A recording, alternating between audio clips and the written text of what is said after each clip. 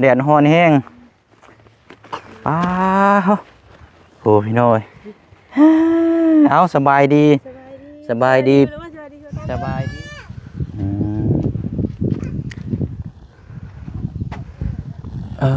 เนาะโอ้ยพาฝนตกมาสารเปียกแล้วได้นี่น้ำสางในกำนี่น้ำสางคันว่าบ่ได้น้ำสางเพราะได้ซื้อท่อต่อน้ำเขาแบบเวลาอยู่ภายห้างบ่มีเด้ห้างบ่มีน้ำมันไกลเด้โอ้ตัวนี้ยังใช้น้ำได้เนาะ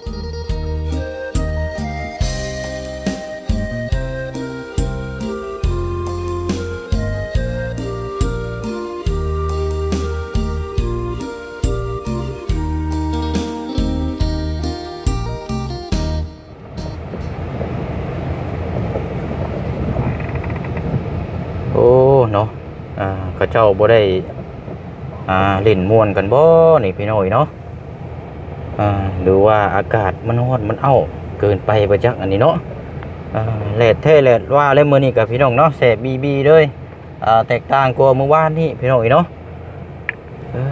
เอาเนาะตัดภาพเปิดกล้องพี่น้องเนาะมาต่อกัน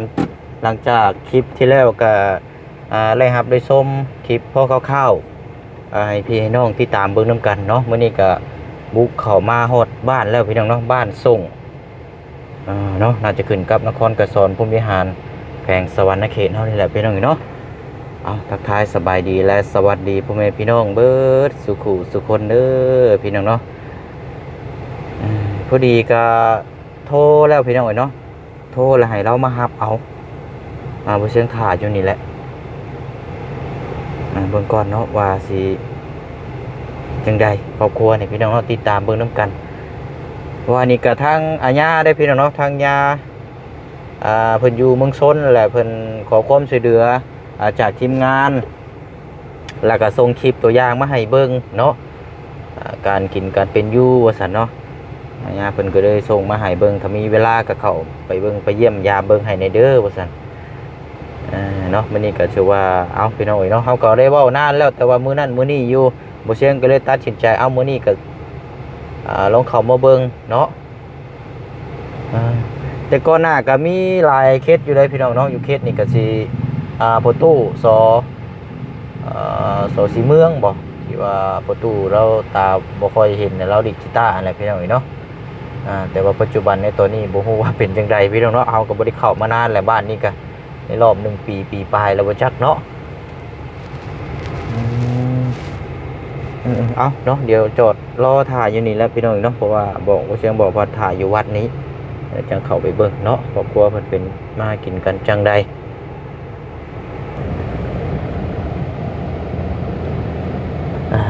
เนาะเดี๋ยวมาต่อกันนี่แหละพี่น้องเนาะที่เราย่างอยู่ตะหน้ารถบ่เชียงนี่แหละเนาะอากาศร้อนแดดให้เราย่างออกมาลัดพี่น้องเนาะเพราะว่าบ่ฮู้ทางเอานี่เด้เนาะนี่แหละพี่น้องลูกกับลูกน้อยเนาะรู้สึกว่าในท้องก็มีอีกว่าซั่นเนาะเอาแต่สิว่าจังใดพี่น้องเอ้ยโอ้หมักเงียวหมักไฟ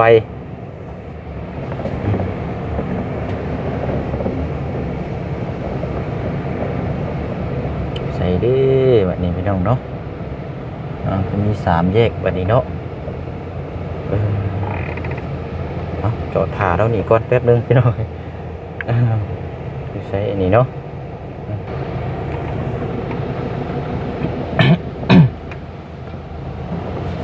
โอ้แม่นบ่เนาะบัดนี้พี่น้อง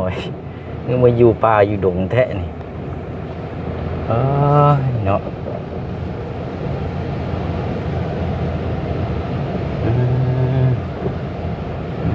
ส่วนให้ส่วนอันนี้เนาะใส่พี่น้องโอ้นี่เด้เนาะเจอแล้วพี่น้องเนาะกระตูกเอาได้นี่เนาะก่อนมาเชียงหาจอดรถมองผมก่อนพี่น้องผมจอดห้อยก่อนเอาโอเคจอดมานี่ก่อน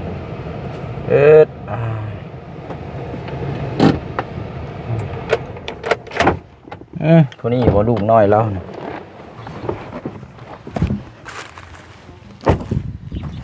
ไผดีอยู่กกไม้นะลงมาพี่ลูกลงมามาเนาะซีเมนผู้นี้แหละอยู่ในคลิปนี่ไป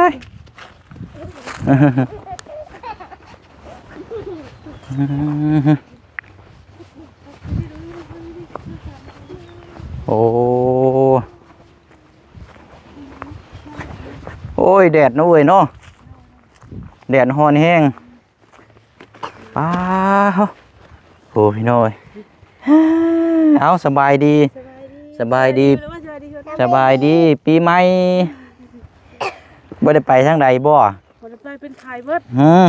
ป่วยเห็นตัวจริงแล้วบัดนี้เนาะลูกเบิดเลยบ่นี่นะลูกเบิด3 4ทั้งท้องจะออกเดือนนี้แหละอยู่ในท้องนี่ก็สิออกอีกเท่ากับเป็น4ป้าคือหลายคนแท้ตะกี้อยู่บ้านพัวแล้วเฮาบ่มีเงินซื้อยาคุมกินบัดดอกเอาเบิ่งกันเด้อเอานี่ใช้ข้อเสือเจ้าหั่นแต่อยู่บ้านพัวแล้วบ่มีเงินซื้อยาคุมกินบ่มีเงินซื้อก็เลยพอตัดสินใจยืมเงินเขาเฮ็ดบัตรกรุงเทพแล้วก็เลยมาอยากน้ำไก่พูนไปเอาอยู่พุ่นแล้วบ่มีไผตักน้ำสิอยู่ไผเดือนนี้เด้บ่มีไผตักน้ำตักในน่ะยากลบมาพ่อก็ยังหนีหลายเดือนคิงได้นี่เนาะโน้ยเดี๋ยวก่อนอื่นเนาะบุเสียงเข้ามาครั้งแรกแล้วก็มาอัปเดตไทยทำให้พี่ให้น้องครั้งแรกเลย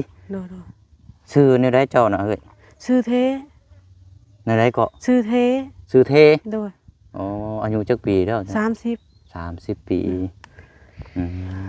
30 ปีวันนี้อยู่น้ำกันนั่น4 คนนี่บ่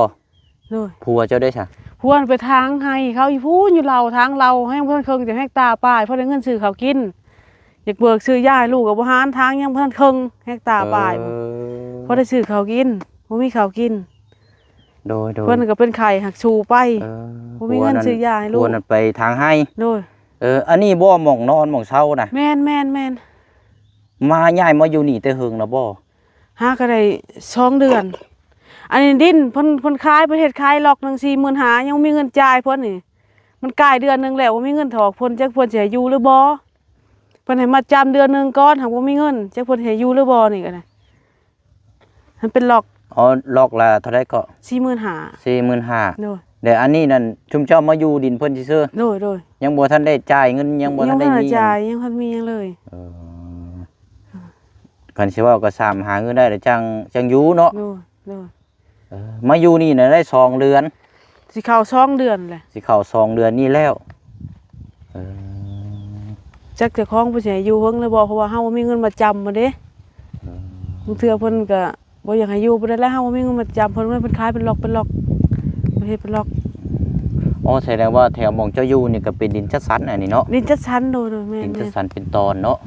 เป็นตอนเลยปานนี้อันเจ้าน่ะเป็นคนบ้านนี่ได้บ่บ้านนี่โดยบ้านส่งนี่บ่ผัวได้ซะผัวคนพะล้านผัวน่ะคนพะล้านคนพะล้านผัว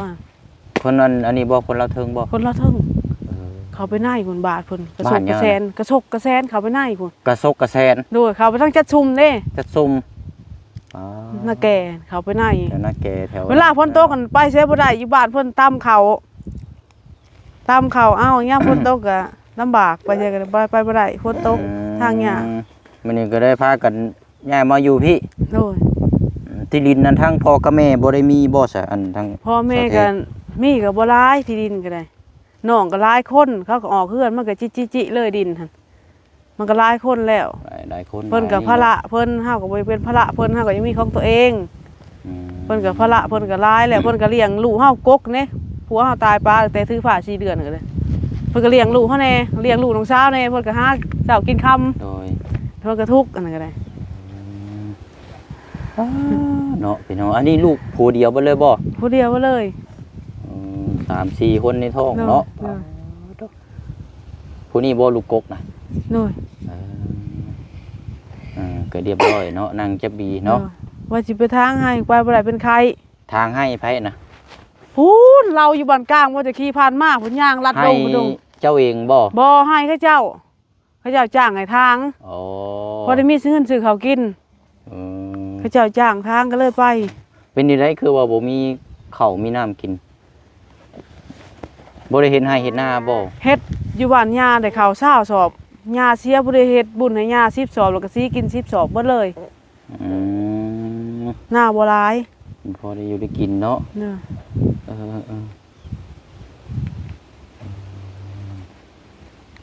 อโตพี่น้องเนาะเฮ็ดอยู่เฮ็ดกินนี่อยู่นี่แน่เนาะ เฮ็ดที่นี้ เจ้านอนอยู่นํกันจะครอบ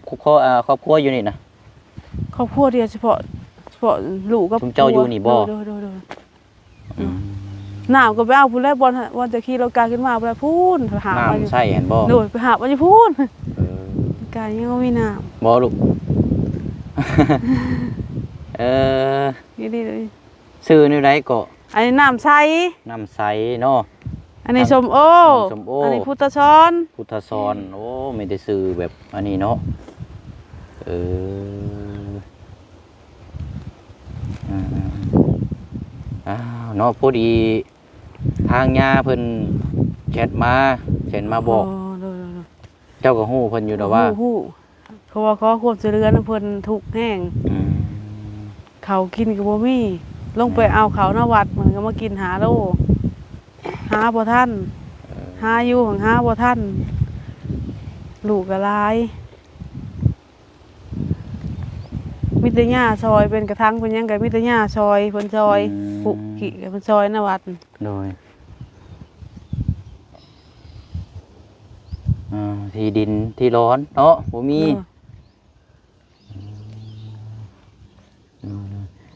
เดี๋ยวเจ้าพาเฮาย่างเลาะเบิ่งอันนี้เด้อทางลูกๆนางอยู่นี่ก็ได้บ่ให้เพิ่นไปก็ย้ายมาฮ้อนแดดเด้อลูกเด้อพากันนี่จะห่มนี่แหละ ไปแล้วเพิ่น เอา ไป ไปซะเนาะปู่เนาะสิรุดมื้อใดก็บ่ฮู้นี่เนาะในท้องกะอันนี้บ่ที่เจ้าว่าในคลิปในห้องครัวนี่เนาะ อันบ่เฮ็ดกินเด้อ มองเฮ็ดกินเนาะมองอยู่ของกินเนาะเอาอันนี้เบิ่งมองรับมองนอนโอ้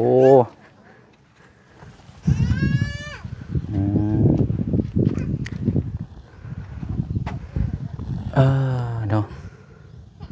โอ้ยพาฝนตกมาสารเปียกรถได้นี่นะ หัววะเลย มึงมอนนี่ประมาณนี้แหละเนาะสารเป็นมอนอันนี้มันยังชานี่ข้าวเขาไปยืมเอาว่านนี่ ข้าวยังนี่นะ ข้าวสาร ข้าวสาร ยืมเอาข้าวว่านนี่ ยืมไผนะ อยู่หาดประมูลเพิ่นชิม เอาเพิ่นคือให้ยืม เฮาลืมเคยกับเพิ่นน่ะเฮายืมเอาก็ได้ ทางหายเฮามีเงินมีค่ำเฮาก็คอยพรเพิ่นไปนำ ยืมข้าว โดยบ่มีข้าวกินเด้ไปเอาน้ำยากหาโลก็เบิดไปยืมข้าวน้ำข้าวหวานนี่ก็หารถอันมีคู่แพงน้องเพิ่นน่ะเฮือนแหละเพิ่นไปเอาข้าวให้ข้าวสาร700,000น่ะยังบ่ทันมีเงินจ่ายจัง ติดหนี้อยู่บ่ ที่นี่เด้อ ติดหนี้ข้าวสาร เด้อ 700,000กีบ เด้อ เพราะว่าสอบหนึงมันก็ 700,000 700,000เด้เนาะ เด้อหาทางหายังบ่เคิงแล้วบ่หานเบิกนำเพิ่นเฮกตาร์ป้ายพุ่นเพื่อสิแล้ว6มีแต่น้ำจนข้านไป โอ้ บ่แล้วง่าย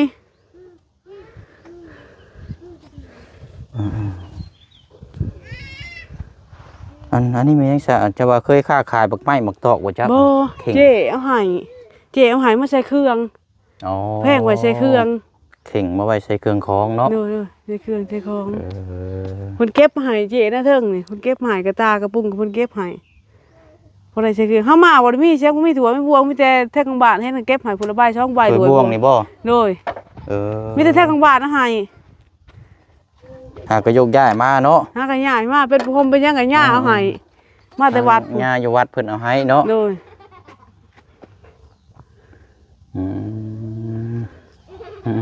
ถ้าขึ้นบ้านนางเทิงนี่ก็ได้จะยันว่ายืนอันนี้นางเพราะว่ามีแต่หมุดคันแท้ มั นี่ นคันหลายอยู่บ่ได้เด้อก็เว้นบ่ได้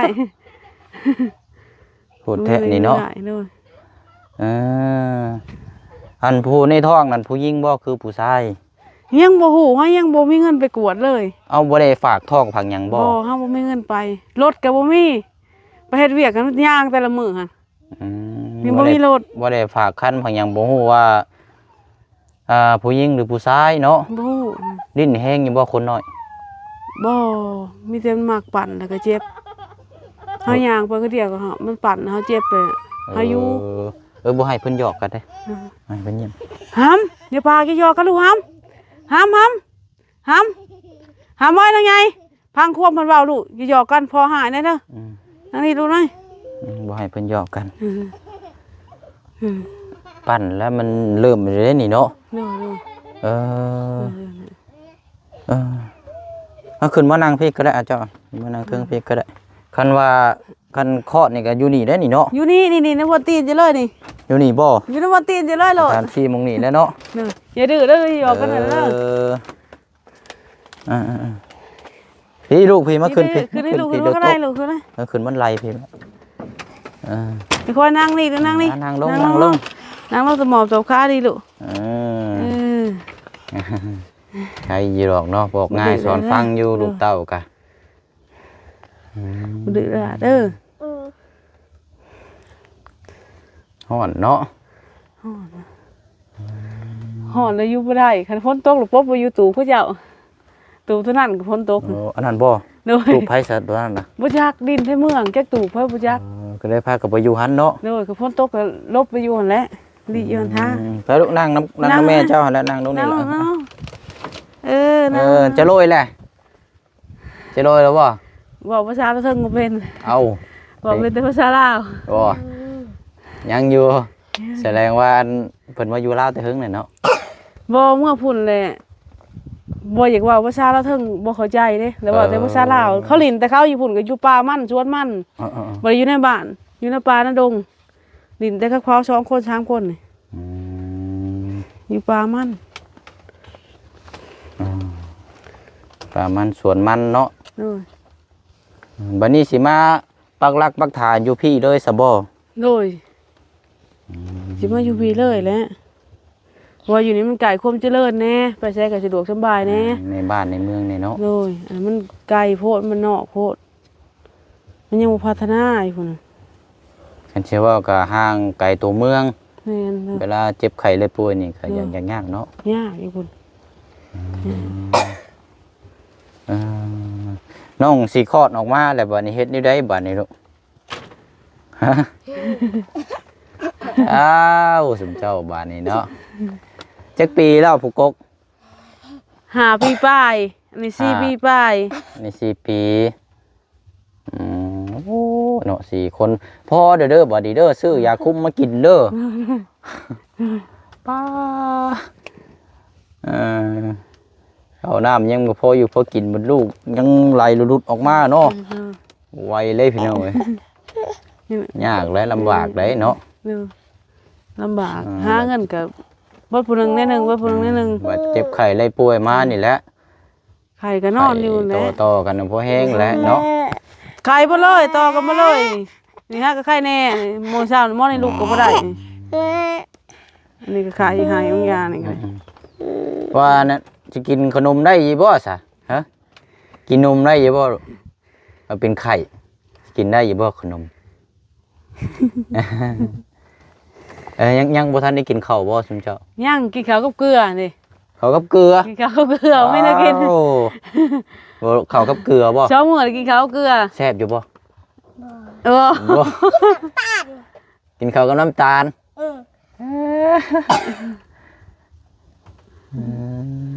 เนาะกันว่าหาอยู่หากินกะเนาะหาการกบกันเครียดเนาะได้อยู่มันกระปุงกระพร้อมเนาะได้อยู่หาไกลได้กระป๋อมกระเพาะได้กินอยู่แทนตัวนึงช่างตัวมีบ่หลายการกบกันเกี่ยวกับไก่เพิ่นก็คืนพอบ่ได้เวียกเมื่อเพิ่นบ่อยากมีเวลาปานใดมั่วแต่ทางดินเขาให้มันแล้วพอได้เงินอยากได้น้ำสางในกำนี้น้ำสางคันว่าบ่ได้น้ำสางเพราะได้ซื้อท่อต่อน้ำเขาแบบเวลาอยู่ภายห้างบ่มีเด้ห้างบ่มีน้ำมันไกลเด้โอ้ตัวนี้ต้องใช้น้ำเด้เนาะใช้น้ำใช้กระพุ้ยกับบ่มีนั่งดีๆลูกนั่งพุ้ยตรงน้ำกับบ่มีนั่งนี่ลูกนั่งนี่แหละนั่งนี่นั่งหมอนน้ำในกับไก่เนาะโดยเอาเนาะ อะไรพี่น้องเดี๋ยวถามแป๊บนึงเด้อบ่เชียงไปเอาอันนี้มาให้ก่อนเด้ออันนี้มาฝากมาต้อนก่อนหวังว่าเสียงว่าเห็นแต่ในคลิปเฮาก็ติดตามตลอดได้ เอา ติดตามคุมื้อ แม่นบ่ แล้วเฮาโทรหาอาญาเลยโทรมาอาญาบอกดูคุมื้อเฮาติดตามเอาขอบใจหลายๆซะเนาะ นี่ดูสิ เพราะว่าทั้งญานี่คันสิไล่มากับประวัติเพราะว่าเคยบวชเรียนนำกันกับยากูแพงนะแต่ว่ามันก็หลายปีแล้วแต่เพิ่นก็ว่าก็ยัง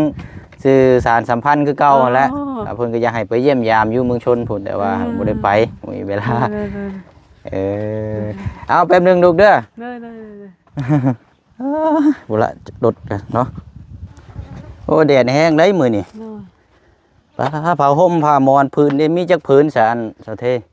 ผ้าห่มมันเบิ่นมอนเป็นหยังเด้มอนน่ะ4หน่วยผ้าห่มมัน4พื้นหาทั้งอยู่ในหัวเฮือนหันเสื้อผ้าหน้าแพรทั้งลูกๆนี่เลยซะมีจักโตเสื้อผ้านี่มีผู้ใส่เขาเห็นแล้วเขาเก็บให้อาญาเห็นแล้วอาญาให้อันนี้ก็อาญาให้แบบในวัดของในวัดเลยนะนี่บ่มีแต่ของเขาเอาให้บ่เคยซื้อเพราะว่าเงินบ่เพียงพอบ่พอสิได้ชุดใหม่เนาะบ่สิได้ชุดใหม่ลูกกันนุ่งไปเขาให้อะไรก็นุ่งบ่ได้ติว่าเก่าใหม่นุ่งเบิดโดยเนาะฮอนเอาซ้ำเนาะโหดแหละพี่น้อยเนาะเป็นไฟเป็นหยังได้เอายังไต้แต่ละมื้อบ่มีไฟเด้สิซื้อโคมก็บ่มีเงินมันบ่เพียงพอลูกก็คือลูกแบบนี้แล้วเป็นไข้ก็บ่มีเงินอันน่ะคันว่าหลอกโซลาร์เซลล์นี้เจ้าหลอกนึงเนาะพอได้หุงบ้านระวังลูกน้อยตกได้นี่เนาะตกแหละเธอนึงตะลายได้นี่เนาะตกกลางค่ำกลางคืนมานี่มันมืดซับงมไปพ่อก็ชุดแต่สู้พ่อก็ได้เมื่อยแต่สู้ร้ายเมื่อยจะเป็นไข่พ่อจนข้านไปจะล่มเลยเนาะล่มนะพ่อก็ได้อากาศร้อนเอาซับ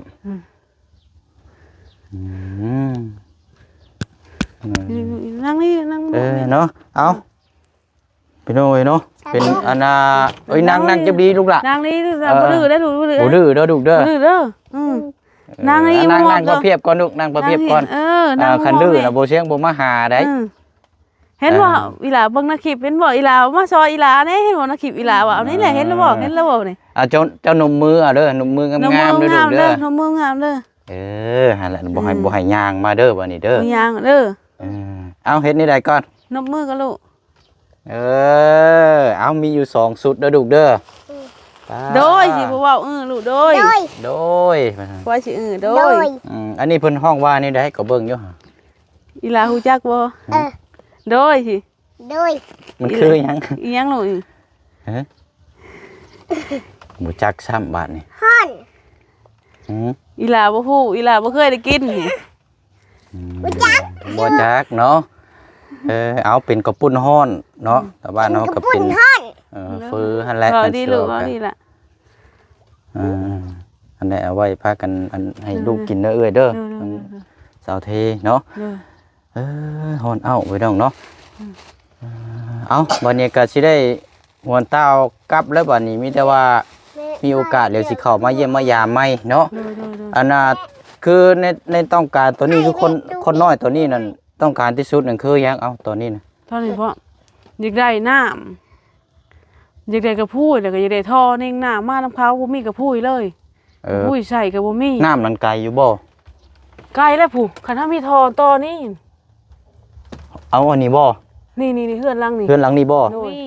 แล้วก็ไฟให้อยากได้ไฟน้ำบ่มีพื้นมีไฟเด้พอเฮาเจ็บท้องคืนผัดมันบ่เห็นหุงเน่นมืดบ่เด้ประมาณ150เมตรกับกระพุ้ยทางนึงเนาะแม่ฮ้อนเอาแล้วเนาะจังว่าขันซะพี่น้องเอ้ยว่าบ่เชียงก็สิพาเดินทางไปต่อเอาอันนี้เด้อเอาไว้ซื้อยาซื้อหยังเด้อสาวเทเด้อช่วยเหลือเบื้องต้นก่อนเพราะเฮาก็มาครั้งแรกเนาะแต่ว่านั่นก็เผื่อมีทีมงานเพิ่นเข้ามาเยี่ยมมายามติดตามเบิ่งนำกันเนาะโดยเอานี่เด้อสู้ๆเนาะได้พี่น้องเอ้ยเนาะไปลูกพากันเฮ็ดกินโนดบัดนี้เด้อบ่เสียงกลับก่อนบัดนี้เด้อถูกยาแล้วไว้เอาบ๊ายบายลูกบ๊ายบายใจเข้าใจแล้วเอาสะเทเด้อสู้ๆเด้อ เอาบ่เสียงกลับก่อนเนาะ โดย อืมเอาเนาะตอนเว้นนี่ก็อยู่น้ำลูกเนาะเท่ากับเจ้านี่บ่ได้ไปใส่อยู่แล้วเนาะ ไปเพราะว่าลูกเป็นไข่กับลูกเศร้าไข่กับไปทางน้ำกัน เอาลูกได้ซะ ลูกก็เอาไปอยู่ป่า ลูกก็หอบไปน้ำปลาคือกัน อยู่ป่าเลย ป้า เอานอนอยู่ป่า เนาะ เลย เออ อันนี้เป็นไข่พั โดยเนาะอันดินนี่เนี่ยมาอยู่2 เดือนแล้วไปดินของจัดสรรของเขาเจ้าเนาะ โดย อืมเอาตามนั้นแหละเนาะไปพากันนั่นรถหากินข้าวกินน้ำรถเนาะเอานี่แหละพี่น้องเนาะก็มาเบิ่งตัวจริงน้ำกันเนาะถือว่าเป็นอีกเคสหนึ่งเนาะให้พี่ให้น้องตัดสินใจ